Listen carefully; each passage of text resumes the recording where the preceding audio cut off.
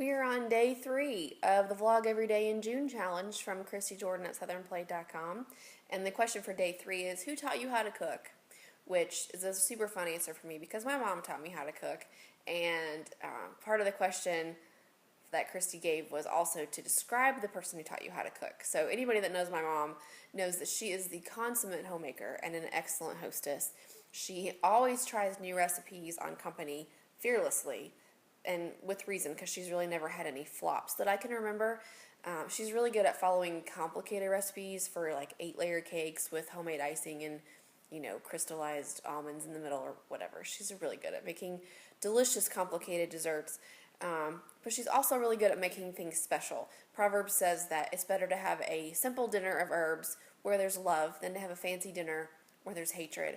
And even though we didn't have a whole lot when I was growing up, she still worked really hard to make meals special and to make them well-rounded. And we had an environment in our home that was one of love and made cooking and eating a very fun, loving, and enjoyable time of the day. And there really wasn't a time, I don't think, when she said, okay, today's the day you're going to learn how to cook. I was always in the kitchen with her because if you're going to lick the spoons, you got to be in the kitchen. So that's where I wanted to be. I was always, I think from the time that I was old enough to stand on a stool next to her, I was helping her stir in the chocolate chips and, being helpful while she was baking, which as I look back on it now, I realize how patient she was to let us help her do something that probably would have gone a lot faster if we hadn't been right there trying to be helpful. So I really appreciate the time that she took to teach both my sister and me how to cook. So I was always in the kitchen with her, helping with different things.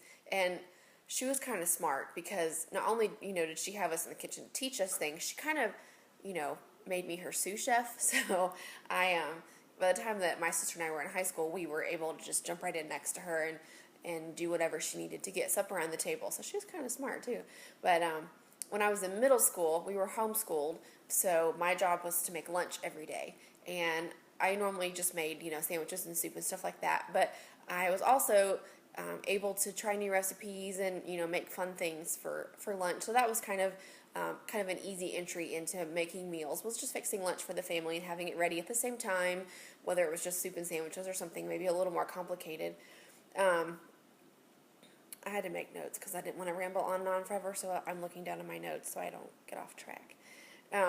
So when I was in junior high was when we really started learning actually how to cook a meal other than just cookies and stuff like that. So because I was homeschooled, she kind of worked the home ec curriculum into the normal things we were doing around the house. And cat noise again, sorry. She had to jump up on the window to see what's going on outside, so obviously there she goes. Anyway, when I was in junior high, I had to plan, cook, and serve a dinner party for our family, and then we invited another couple from our church. And I still have some of the recipe cards written in my junior high handwriting there for the menu. And I can't remember exactly what I made, but I know it was around Valentine's Day. So, airplanes. That's fun too. Wait till it passes. So yeah, I made some kind of main dish. I can't remember what it was. And then we made asparagus, and I had oatmeal dinner rolls, which was very impressive because I can't make those anymore. I quit trying. Don't tell my mother. I don't like making bread. I made oatmeal rolls, and we made some kind of cake, and then this recipe that I still have was for a Jell-O salad in the shape of hearts. It was really cute. So I had to make a whole dinner and have company over when I was in junior high, and she was in the kitchen with me helping, but that was super helpful to already have that under my belt in junior high to feel confident enough to make dinner for people. So I had those recipes. Anything that we did together in the kitchen, whether it was home ec or if it was something new that I wanted to try for our family or for company or something, and I wrote it down on a recipe card so that by the time I was, like a freshman in high school, I had a pretty good stash of recipes. So here's the oatmeal dinner rolls on these cute little watermelon cards in purple pen nonetheless, junior high. And then this one I found, I looked through my recipe file this morning to see I could get some inspiration for this video. This was a mayonnaise cake that I made for 4-H. Yeah, I was in 4-H. And because it was a very moist cake, and it sat on display to be judged in the exhibit hall in July, in the summertime, in the Midwest, but it was still really hot, it molded by the end of the week, and I did not win. Oh well. And then we went and watched a lady in our church that was like the best pie crust maker on the planet. We watched her make pie crust, and I wrote her recipe down. Although she really didn't have a recipe, she just said, well, I just put flour up to here and salt to here and whatever. And so we tried to figure out what her pie crust recipe was. But I don't know if my mom still uses that recipe or not, if she uses a different one.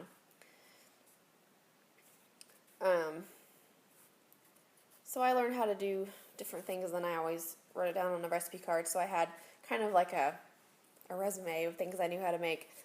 We always went to the grocery store together. It was kind of like a family event. So I knew how to grocery shop. I knew what was on what aisle for the most part, and how to find a good deal and that kind of stuff when I was real young. And then when I moved out of the house, when I graduated from college, my mom gave me this recipe file that I still have. It's this cute little box. And she had filled it full of recipes that she created on her computer for all the things that she made while we were growing up that we really loved. So this one is for No Fuss Chicken, which was my favorite thing that she made when I was growing up. And my mom has a blog. It's called refresher.com. I'll link that down below. She has a huge recipe index on her blog, and I think this recipe's on there. And if it is, I'll link it down below as well. So she gave me some recipes that I could, start out my new life with, which was really cool. So I remember as soon as I graduated from college, I was so excited to not have to eat college food anymore and ready to eat some home-cooked meals. So I had company all the time.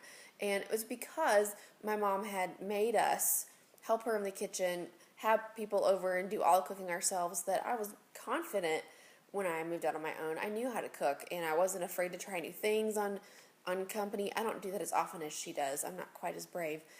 But, because she had really prepared us for living on our own and taught us how to cook and given us the confidence. My sister and I both are very comfortable in the kitchen. And I'm not saying that I'm the greatest cook ever, because I'm not. I can't smell. I have absolutely no sense of smell. So I think my seasonings are always a little off because I don't really taste it. Yeah, it's kind of weird, but anyway. So that probably hampers my cooking a little bit. But I learned how to follow a recipe and how to do certain things like roast vegetables and roast a whole chicken and, things like that, how to make green beans and mashed potatoes and like basic things that you need to know in order to have company over on a Sunday and that kind of thing. So I'm really super thankful that she took the time and, made me her sous chef. And probably the first thing I remember cooking on a regular basis with her was browning hamburger. That was always my job. I need a drink of water. Hang on. I got these turquoise glasses at Target for 88 cents on clearance. Yeah. Love them. Anyway, what was I saying? Yeah, but I had to ground the ground beef. She had me that's why I say I was her sous chef, because I always chopped the vegetables, made sure we had ice for our drinks and stuff like that. So, if you're looking for a way to get your junior high or your middle schooler involved in cooking, have them do the beginning stuff, browning the meat, cutting up vegetables, once they know how to use a knife safely, of course. That kind of thing helps them get comfortable in the kitchen and feel like you know how to get things started, which is really important. Chopping up potatoes and knowing that they need to be the same size if you're going to boil them for mashed potatoes, that kind of stuff is really helpful when you get out on your own. And if you're looking for ways to get your young children involved in the kitchen, one of my blogger friends, who's also named Whitney, she blogs at Polka Dotty Place, and I will link her blog in the description box down below in this vlog. And she has her 2-year-old in the kitchen with her all the time. So if you're looking for ways and ideas to how to get your really little children involved in the kitchen, check out her blog, because she's really got some good ideas on how to get your kids involved. And then also check out my mom's blog, because she has great recipes on there. There's a lot of recipes. You could cook for years and probably never get through all the things she's posted on her blog in the 7-ish years that she's been blogging. So, if you have kids at home, get them in the kitchen with you so that they can be prepared to use their knowledge and their skills to serve other people, to serve their family, and to be prepared, to cook for themselves when they get out on their own. And if you don't know how to cook, if your mom didn't teach you how to cook, if you ate at your grandmother's house all the time, which is typical, more often than you think. A lot of people just don't know how to cook because they just ate at someone else's house, or they ate out all the time because they were busy. Find somebody at your church or that you work with, or a friend that knows how to cook, and ask them to teach you. My mom has taught lots of young women, and maybe even older women, I think, through the years, how to cook and how to do the basics in the kitchen that can kind of get you started. So anyway, this was a special video for me to think back on all the years and the time that my mom and I spent together in the kitchen. It was really fun and also very tasty. So good times in the kitchen. Tomorrow's vlog it's going to be good. So make sure that let's see, it'll be the vlog that's up on Thursday, which is tomorrow. I'll have it up tomorrow evening, hopefully sometime. You'll want to check that out because it's going to be really good. I have a very special guest with me tomorrow who is not a cat, so definitely come back tomorrow and watch that video. If you enjoyed this one, so please give it a thumbs up. I'd love for you to subscribe to my channel so you can catch up on all the vlogs that I'm doing this month. Hope you guys are having a great evening, and go call your mama and tell her you love her, and I'll talk to you later. Bye.